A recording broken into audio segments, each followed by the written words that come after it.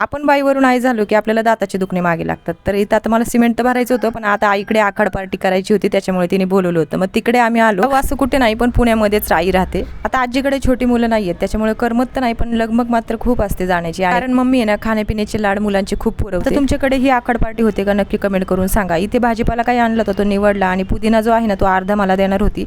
आणि मग इथे असं चिकन वगैरे छान फ्रेश वगैरे आणलं, आणि ते करण्याचीच लगबग चालू होती. आणि तिच्या हातचं चिकन मात्र अप्रतिम होतं.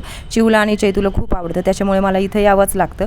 आणि छान असं वाटण वगैरे केलं, आणि याची रेसिपी मी तुम्हाला सेपरेट अशी शेअर करेन जी माझी आई करते. आणि म्हटलं माझ्या ऑडियन्सला ना तुझी रेसिपी नक्की शेअर करणार आहे. मस्त असं लाल तिखट वगैरे आणि तिचं सिक्रेट मसाला वगैरे टाकला, आणि खूप मस्त असं आपलं लकीचा जो चिकन मसाला असतो ना तो पण टाकला, आणि छान असं हे चिकन तयार केलं. आणि आपली आईची कोणतीही हातची भाजी असू द्या, आपण सासरी असलो की आईच्या हातची चव आणि ते आयतं खाण्याची जी सवय असते ना ती आपल्याला आठवते. इथे आमचं मस्त असं पार्टीचं चिकन रेडी आहे. सुकं पण केलं, कारण सुकं चैतन्याला आवडतं. चला आम्ही मस्त अशी आता आखाड पार्टी करून घेतो. आणि तुमची आखाड पार्टी कधी आहे, आज की आमोशाला, नक्की कमेंट करून सांगा. आणि उद्या पण छान असं सी फूड खाऊ घालणार आहे, तर त्यासाठी आपल्या चॅनलला सबस्क्राईब करा. भेटूया पुढच्या ब्लॉगमध्ये. बाय.